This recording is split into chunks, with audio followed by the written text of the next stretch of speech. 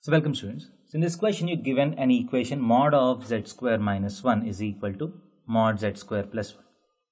Then z lies on what? So let us do this question in two different ways.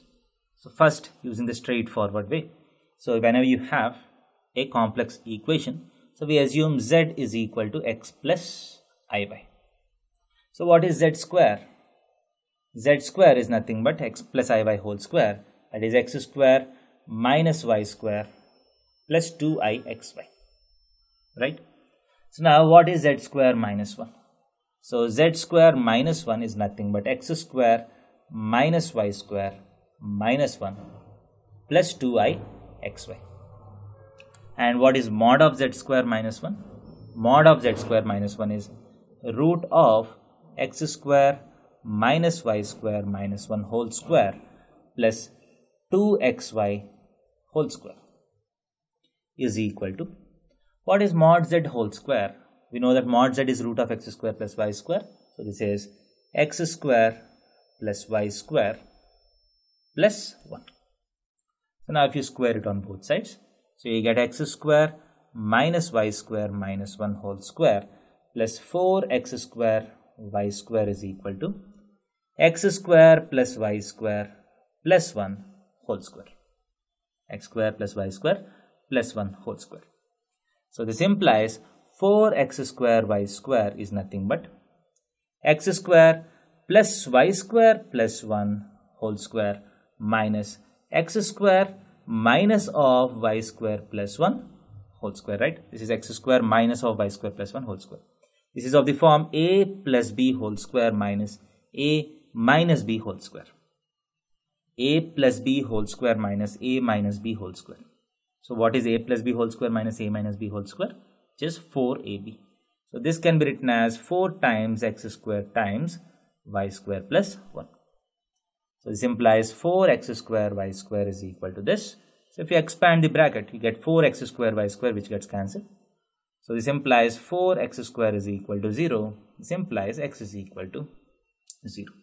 That means for the complex number, the real part should be equal to 0.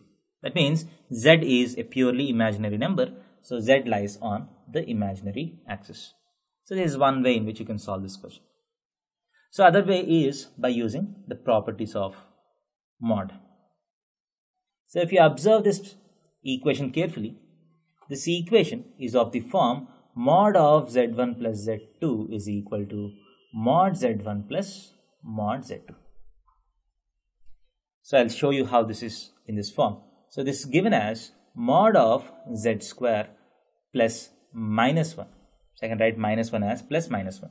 So this is one complex number, this is the other complex number. So mod of z square plus minus 1 is equal to, this is nothing but mod z square plus 1 can be written as mod of minus 1 whole square, because mod of minus 1 is also plus 1. So 1 square is 1. So can you see that, this is mod of z square plus mod of minus 1. So mod of z square plus minus 1 is equal to mod z square can be written as mod z whole square can be written as mod z square also.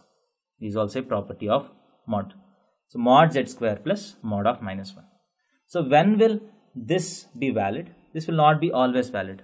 Mod of z1 plus z2 is equal to mod z1 plus mod z2 is valid only when argument of z1 is same as argument of z2. That is, z1 and z2 are in the same direction. So here mod z square plus mod minus 1, mod z square plus minus 1 is equal to mod z square plus mod of minus 1. If this is valid, then argument of z square should be same as argument of minus 1. This implies argument of z square is 2 times argument of z should be same as argument of minus 1 is minus pi by 2. This implies argument of z has to be, argument of minus 1 is pi. Argument of minus 1 is pi.